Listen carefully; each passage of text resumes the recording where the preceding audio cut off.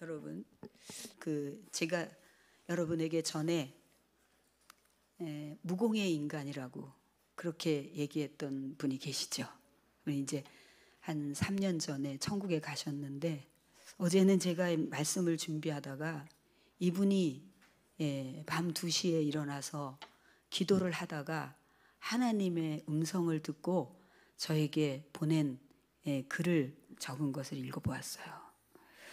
그것을 읽어봤는데 하나님께서 이게 생생하게 말씀하신다 그러면서 저에게 그것을 보냈어요. 그래서 제가 그것을 그대로 잘 간직하고 있어요. 근데 그 중에 하나가, 하나님께서 제 마음을 너무 잘 알고 있다. 특히 정말 예수님을 닮고 싶어 하는 그 소원을 가지고 있는 것을 알고 있다는 것과, 그래서 성도들이 같이 예수님을 닮았으면 좋겠다는 이 마음 때문에 애가 단다. 그런데 조금만 기다려라, 이런 얘기였어요. 아주 꽤 길게. 정말 제가 이분이 어느 정도로 무공의 인간이냐면, 어느 날 어떤 분이 와서 내가 아주 차를 타고 와가지고, 내가 이런 사람인데, 내가 목사고 이런 사람인데 내가 이 기도원에 필요한 걸 다 해주겠다고 그러더래요. 그래서 이제 그런 얘기를 성전에서 나누고 이제 내려가다니까 낯선 차가 하나 있는데, 그 차가 그분이 타고 온 차인지 어쩐지, 그 차가 외제차인지 뭐 그런 것도 모르시는 이 무공의 할머니 원장님이 그냥 성령께서 그 차 있는 쪽으로 가가지고 발을 툭툭 차면서, 이게 누구한테 이게 훔쳐온 거야? 이 차 누구한테 훔쳐온 거야? 그러면서 자꾸 그러던 마음이 들더래요. 이건 또 누구에게 훔쳐가지고 온 거야? 막 그런 마음이 들더래요. 왜 이런 생각을 할까? 이러고 있는데 경찰서에서 전화가 온 거예요. 거기 인상착의가 이러이러한 사람이 있느냐고. 그래서 이제 글쎄요, 이제 그러고서는 그러다니까 이분이 식사를 하러 온 거예요. 그래서 지금 경찰서에서 전화가 왔는데 이런 사람이 있느냐고 문의 전화가 왔네. 이런 사람이 찾네. 이렇게 중얼거리면서 그 기도원 식당에서 밥을 차리니까 이 사람이 막 혼비백산을 하고 도망가더라는 거예요. 그러니까 이분이 너무 깨끗하니까 하나님이 그렇게 영을 열으셔서 보호를 하시는 거예요. 그 차가 사기를 당했는지 훔쳐왔는지 그걸 어떻게 알겠어요. 이제 이렇게 맑은 분인데, 이제 우리 교회에 대하여 아주 쫙 어느 때가 되면 제가 여러분들에게 다 읽어드리고 싶어요. 제가 이 말씀을 서론해 드리는 것은 정말 절절하게 여러분이 제가 느끼는 이 하나님, 우리 예수님에 대해서, 오늘 특히 내일부터 고난주간인데 오늘은 종려주일이에요. 그렇지만 고난주간이 늘 위안 종려주일이기 때문에 제가 고난주간에 대해서 예수님을 묵상하는 의미로 여러분들에게 그 예수님의 이미지를 확고하게 심어주고 싶은 마음에 제가 오늘은 고난주일의 설교를 초점을 맞췄습니다. 우리가 잠깐 종려주일을 쓸쓸하게 생각해 본다면, 예수님께서 이제 십자가의 큰 과제를 안고 이렇게 예루살렘 성에 입성하시잖아요. 그때 사람들이 얼마나 화려하게 옷을 벗어서 깔고 막 어서 오세요, 다윗의 왕이 어서 오시옵소서, 우리를 구원해 주세요 막 하면서 막 얼굴에 막 그냥 그 기대가 차서 예수님을 환영해요. 그런데 쓸쓸한 것은 후에 그들이 십자가에 못 박으라고 돌변해요. 육신의 모든 필요를 채워주는 메시아라고 생각했는데 너무 무능하게 이제 체포되고 십자가에 달려 죽는 그런 상황들이 보여질 때 십자가에 못 박으라고 그렇게 돌변하는 이 대목이 사실 굉장히 슬프고 쓸쓸한 대목이죠. 종려주일에 그 의미와 그 주님께서 입성하셨던 그것을 한번 생각해 보았고요. 제가 오래전에 병원에서 있을 때 특별한 선물을 받았습니다. 인근에 있는 대학의 교수님이 병원에 입원을 하셨는데 이분이 저에게 작은 책자를 하나 가져오셔서 이거는 구하기가 쉽지 않은 거라고, 이게 제가 이제 미국에 있을 때 이렇게 해서 구해왔는데 원목님에게 드리고 싶다고 그러면서 이제 저에게 아주 귀한 선물을 주셨어요. 저는 신학교 다닐 때도 그랬고 오로지 우리 아버지의 기도의 소원대로 어떻게 하면 하나님을 더 사랑할 수 있나, 어떻게 하면 하나님을 더 기쁘게 해드릴 수 있나, 이것이 항상 꽉 차 있어요.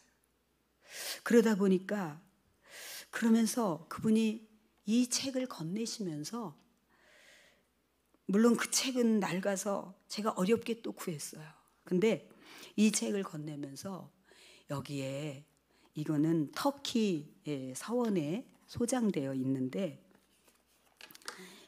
이것이 빌라도가 똑똑히 예수님을 눈으로 보고 겪은 것을 가이사에게 고백한 고백서라고.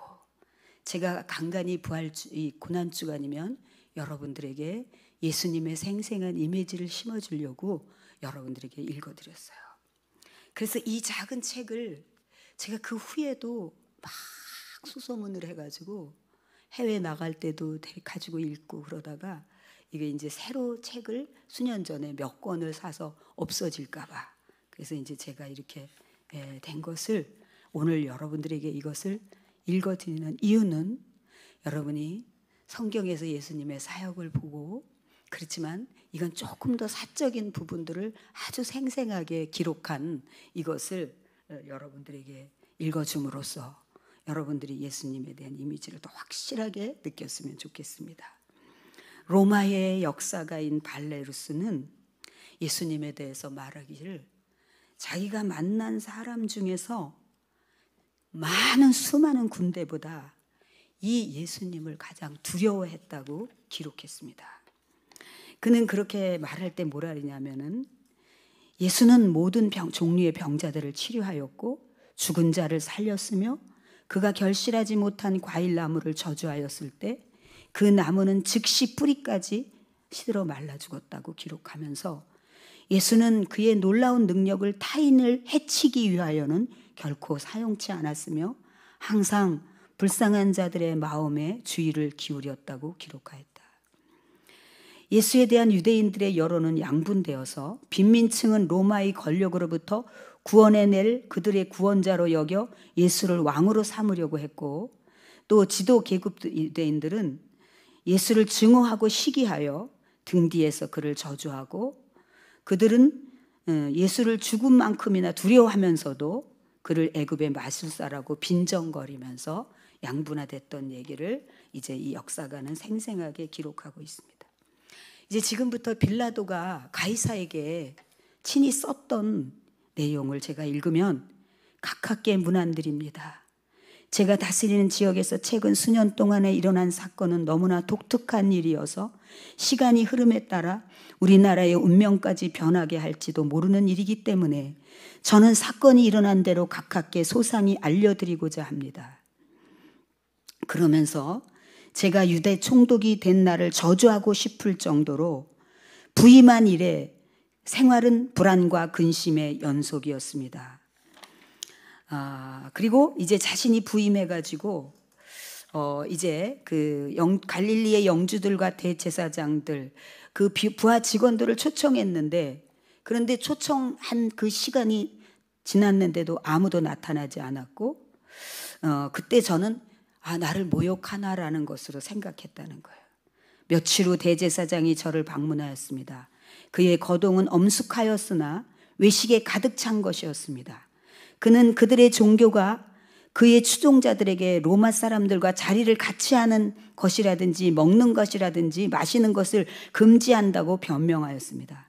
그러나 그러한 변명은 신앙심이 깊은 채 하는 것에 불과하다는 것으로 그의 안색으로 알 수 있었습니다라는 내용을 쭉 적고 있습니다. 그리고 이 예루살렘은 굉장히 제가 통치하는 모든 도시 가운데 예루살렘은 가장 다스리기 힘든 도시고 백성들은 매우 거칠어서 저 자신도 순간순간마다 폭동의 두려움 속에서 살았다고 그렇게 적고 있습니다. 그러면서 자신은 가능하면 대중들을 가까이 하지 않았고 그런 중에 제 귀에 들려온 여러 가지 소문들 중에 특히 제 주의를 집중시킨 사건이 한 가지 있었습니다. 그것은 한 젊은 청년이 갈릴리 지방에 나타나 그를 보내신 하나님의 이름으로 새로운 법을 고귀한 열정으로 가르치고 있다는 것이었습니다. 처음에는 그의 목적하는 바가 민중을 선동하여 로마 제국에 대항하고자 하는 것이 아닌가 하고 생각해 보았습니다만 제 근심은 곧 거치게 되었습니다. 나사렛 예수는 유대인보다는 오히려 로마인에게 더 친근하게 말을 하였습니다. 어느 날 저는 많은 군중이 모여있는 실로라는 곳을 지나다가 군중에 둘러싸인 한 젊은이가 나무에 기대어 선 채로 군중을 향하여 조용하게 연설하고 있는 것을 목격하게 되었습니다. 그가 예수라고 누군가가 일러주었습니다. 그는 그의 연설을 듣고 있는 군중과 현저한 차이를 보여주고 있어서 저는 쉽게 그를 알아볼 수가 있었습니다. 그는 30세가량으로 보였습니다. 저는 지금까지 그렇게도 마음을 잡아끄는 평온한 얼굴을 본 일이 결코 없었습니다. 예수와 그의 말을 경청하고 있는 저 검은 턱수염과 황갈색의 안색을 가진 무리들에게 어떻게 비교할 수 있겠습니까? 제가 온 것이 예수에게 방해가 되지 않게 하려고 저는 계속 걸었으나 부관에게 군중 속에 들어가서 그가 무슨 말을 하는지 들어보라고 지시하였습니다. 그때 이제 부관이 와가지고 이제 보고를 하는데 그 엄청난 지혜로운 말, 어디에서도 들어볼 수 없는 말, 제가 읽어본 어떤 철학자의 작품에서도 예수의 말에 비교할 만한 것을 읽어본 적이 없는 것 같다고 그 보고를 하면서 그 예루살렘에서 흔히 볼 수 있는 반항적인 유대인 사람 중에 한 사람이 가이사의 것, 이제 그 빌미를 잡으려고 질문하잖아요. 그때 예수님께서 가이사의 건 가이사에게 바치고 하나님 건 하나님께 바치라고 했던 내용이 인상 깊었던 것을 부관이 보고하는 게 나와요. 그때 이제 빌라도는 예수님의 그 지혜가 너무 뛰어나기 때문에 많은 것들을 허용해 주었다고 적고 있습니다. 예수에게 허용된 무제한의 자유는 가난한 사람들이 아니라 부유하고 권세 있는 유대인들을 자극하였습니다. 그러니까 빌라도가 마음껏 그렇게 할 수 있도록 무제한 자유를 해줬는데 예수님께서는 예수님의 말씀이 유대인들을 자극하게 돼요. 예수가 유대인들에게 가혹하게 대한 것은 사실이지만 제가 그 나사렛 젊은이의 자유를 제한하지 않은 것은 정략적인 이유에서였습니다. 서기관과 바리새인들이여, 그는 그들을 향하여 말하였습니다. 독사의 자식들아, 너희들은 해칠한 무덤 같으니 겉으로는 아름답게 보이나 그 안에는 죽음이 가득하다. 또 한 번은 부자가 많은 헌금을 내고 뽐내는 것을 보고 한탄하며 가난한 자의 한 푼이 하나님의 목전에서는 더욱 빛나는 것이라고 그들에게 말하였습니다. 예수의 오만한 말과 행동에 대한 항의가 날마다 총독청에 줄을 이어 들어왔습니다. 예수님이 오만하다는 그런 항의가 총독청에 계속 들어왔다는 것입니다. 그러면서 이제 어느 날 이 상황을 이제 모색하려고 저는 예수에게 글을 써서 보내서 총독청에서 한번 만날 것을 청하였습니다. 이제 빌라도가 한번 총독청으로 와서 같이 얘기를 하자고 불렀는데 그때 예수가 왔습니다. 황제께서는 제가 로마인의 피에 서바나 피가 섞여 흐르는 혈통을 지닌 사람으로서 두려움 따위에 유약한 감정을 모르는 사람이 잘할 것입니다. 그러니까 빌라도는 자기의 그런 그 기질은 절대로 감정적으로 그렇게 유약하고 이런 사람이 아니라는 거예요. 굉장히 강한 그런 사람이라는 거예요. 그런데 갑자기 저는 쇳덩이로 된 손이 제 다리를 대리석 바닥에 붙여놓은 것처럼 꼼짝할 수가 없었으며 그 나사렛 젊은이는 아무렇지도 않게 조용히 서 있는데도 저는 마치 형사범처럼 사지를 떨고 있었던 것입니다. 비록 그는 한마디도 말을 하지 않았으나 제 앞에까지 다가와 서는 것만으로도 내가 여기 왔나이다라고 말하는 것 같았습니다. 한참 동안 저는 이 비범한 사람을 존경과 두려움으로 응시하였습니다.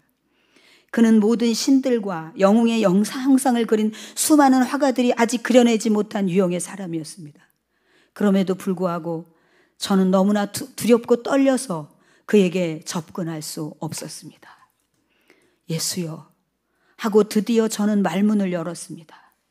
나사렛 예수여, 지난 3년 동안 나는 그대에게 연설할 수 있는 자유를 허락하였소. 그러나 이 일에 대하여 나는 조금 후회가 없소. 그대의 말은 현인의 말이, 내가 그대가 소크라테스나 플라톤을 읽어보지는 보았는지는 모르겠지만 내가 알기에는 그대의 설교는 다른 철학자들의 그것을 능가하며 단순하고도 장엄한 것 같소. 이에 대하여 황제께서도 알고 계시며 그를 대신하여 이 나라에 와 있는 나는 그대가 훌륭한 말을 자유롭게 할 수 있도록 허락한 것을 스스로도 기쁘게 생각하고 있어. 그러나 나는 그대의 설교가 강력하고도 원한 깊은 적대자를 만들고 있음을 알려드려야 되겠어. 이것은 놀라운 사실이 아니오. 소크라테스에게도 대적이 있었으며 결국에는 그들의 증오의 희생물이 되었다오. 그대의 경우에는 그대의 설교가 그들에게 매우 가혹하다는 것과 내가 그대에게 자유를 허락한 것으로 그들이 나를 반대한다는 것 때문에 설상가상으로 시끄러워지고 있어. 그들은 로마 정부가 그들에게 허용한 작은 권리마저도 나와 그대가 손을 잡고 그들로부터 빼앗으려고 한다면서 고소까지 하고 있어. 내가 그대에게 지금 말하려고 하는 것은 명령이 아니라 부탁으로서 이제부터는 그대가 설교할 때에 좀 더 신중하고 온화한 말로 하고 그들을 고려하여 대족들의 자존심을 상하게 함으로써 그들이 어리석은 군중들을 충동하여 그대를 대적하지 않도록 하고 또 나로 하여금 법의 도구의 노릇을 하지 않도록 해달라는 것이요. 그러니까 조금 온화하게 해서 내가 불가피하게 당신을 법으로 할 수밖에 없게 만들지 말아달라고 부탁합니다. 그 나사렛 사람은 조용히 입을 열었습니다. 땅의 군주여, 그대의 말은 참된 지식에서 나온 말이 아닙니다. 경류를 명하여 산골짜기에 머물러 있으라고 말해 보십시오. 그러면 계곡의 나무들은 뿌리채 뽑혀 버릴 것입니다. 그 급류는 자연과 창조주의 법칙에 순종한다고 그에게 대답할 것입니다. 하나님은 한 분만이 급류가 어디로 흘러가는지 알고 계십니다. 진실로 그대에게 이르노니 샤론의 장미가 피기 전에 정의의 피가 엎드러질 것입니다. 당신의 피는 엎드러지지 않을 것이요. 저는 깊은 감동을 받아 대답하였습니다. 당신의 지혜는 로마 정부에 의해 허용된 자유를 남용하고 거칠고 오만한 모든 바리새인보다 더욱 값진 것이요. 그들은 가이사에 대한 음모를 가이사는 폭군으로서 그들의 멸망을 도모하고 있다는 무식한 자들을 충동하여 황제의 관대하심을 공포로 조작하고 있어. 오만 무례하고 철면피 같은 인간들이요. 그들의 약한 계획을 도모하기 위해서 때로는 양의 가죽을 쓰는 티베르강의 여우임을 그들 자신은 모르고 있어. 나의 총독 관저는 밤낮을 불문하고 그대에게 도피처로 제공할 것이요. 이제 밤낮으로 예수님께 도피채를 제공한다고 그렇게 말하니까 예수는 관심이 없다는 듯이 머리를 저으며 근엄하고 숭엄한 미소를 띠면서 말하였습니다. 때가 이르면 그때는 땅이나 땅 아래 어느 곳에도 인자를 위한 도피는 없을 것입니다. 의의 도피처는 저기 있습니다 하면서 하늘을 가리키는 것이었습니다. 선지자에 기록된 말씀은 성취되어야 할 것입니다. 젊은이여 하고 저에게 부드러운 말투를 말했습니다. 그네는 나의 요청을 젊은이여 하고 저는 빌라도가 부드러운 말투로 말했습니다. 그대는 나의 요청을 명을 받아들여야 할 것이요. 나의 통치하에 있는 지방이 안전히 그것을 요구할 것이요. 당신은 설교할 때 좀 더 온건한 태도를 취하도록 하여야 할 것이요. 나의 명을 어기지 않도록 하시오. 그렇지 않으면 결과가 어떨지를 그대도 잘 알 것이요. 와주어서 고맙소. 잘 가시오. 땅의 군주여 하고 예수가 입을 열었습니다. 나는 이 세상에 전쟁을 일으키려 온 것이 아니라 평화와 사랑과 자비를 주려고 왔습니다. 나는 가이사 아구스도가 로마 세계에 평화를 주던 바로 그날에 태어났습니다. 핍박은 나에게서 오는 것이 아닙니다. 나는 다른 사람들로부터 핍박을 예상하고 있으며 나에게 길을 보여주신 내 아버지의 뜻에 순종하여 그 핍박을 잘 감수하게 될 것입니다. 그러므로 그대의 세상적인 사려 분별력과 지각을 삼가십시오. 성막의 희생 제물을 잡아놓는 것은 그대의 권력에 속한 것이 아닙니다. 이와 같은 말을 한 후 그는 투명한 영혼처럼 접견실 휘장뒤로 사라져갔습니다. 저는 그 젊은이 앞에서 어찌할 바를 모르던 중압감에서 해방되어 안도의 한숨을 쉬었습니다. 여러분, 오늘 이 본문의 말씀에 보면 예수님께서 이제 체포하시던 장면이 나와요. 그때 유다가 로마 군대와 또 대제사장들과 바리새인들이 보낸 그런 경비병들을 데리고 등과 횃불을 무기를 가지고 예수님을 찾아오게 되잖아요. 그때 예수님께서 당당하게 나가셔서 누구를 찾느냐고 말씀을 하세요. 그러니까 나사렛 예수를 찾는다고 얘기하니까 내가 그다라고 말씀을 하세요. 이게 그때 이제 내가 나사렛 예수다라고 딱 나서시니까 그때 이 말씀에서 보면은 사람들이 그 얘기를 듣고 땅에 엎드러지는지라라고 말해요. 그러니까 여러분, 예수님의 그 선하심과 그 깨끗하심과 그것을 우리가 어떻게 이 언어로 표현할 수가 있겠습니까? 그 엄청난 영적인 그 권위에 압도되어서 이 사람들이 물러가서 땅에 엎드렸다는 기록을 하고 있습니다. 여러분, 이분이 우리 아버지신데 우리는 여전히 우리 아버지를 몰라보기 때문에 함부로 대하지. 쉽게 하나님의 이걸 원하는지 알면서도 우리는 쉽게 제쳐버리고 내가 하고 싶은 대로 해요. 여러분, 저는 이것이 너무나 가슴이 두근거리고 이때 나무에 기대어서 서셨던 그 예수님이 어떻게 그 군중들과 그 차이가 났을까를 짐작도 할 수 없지만 분명한 것은 엄청났을 것이라. 사랑하는 여러분, 그때 이제 예수님께서 제자들을 끝까지 아끼면서 이들이 가는 것을 용납하고 나만 잡아가라고 얘기하시잖아요. 예수님께서 제자들을 하나도 잃지 않으시려고 약속하셨고 그 말씀을 이루시면서 우리에게 본을 보여주셨습니다. 저는 그냥 여러분에게 너무 애가 달아요. 저와 같이 바울이 말했던 것처럼 내가 메인 것 외에는 나와 같이 되기를 원한다고 말했던 것처럼 여러분이 다 저와 같이 예수님의 말씀 한 절 한 절을 따라가면서 생생하게 그분이 보이면서 그렇게 됐으면 좋겠어요. 여러분, 제가 이것이 얼마나 우리가 하나님 앞에 말로 우리가 얼마든지 기도하고 사랑한다고 기도하고 말할 수 있지만 구호로 할 수 있지만 안 되는 것인지를 생각하게 하는 한 가지 얘기가 있었습니다. 여러분, 우리가 여기 간간히 와서 금요일에 우리 같이 기도했던 조종욱 대표가 저에게 자기가 언제 죽을지 몰라서 아이들을 그렇게 많이 기도한다는 얘기를 했고요. 그러면서 목사님, 자기 딸이 있는데 일주일에 7번 7,000원의 용돈을 준대. 초등학교 다니는 어린 딸에게.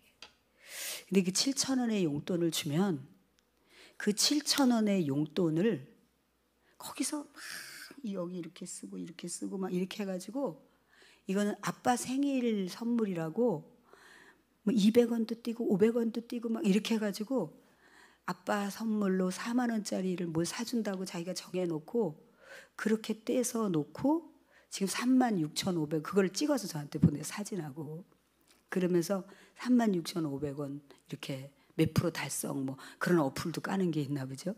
그렇게 했다 그러면서 그거를 보고 자기가 막 눈물이 났다.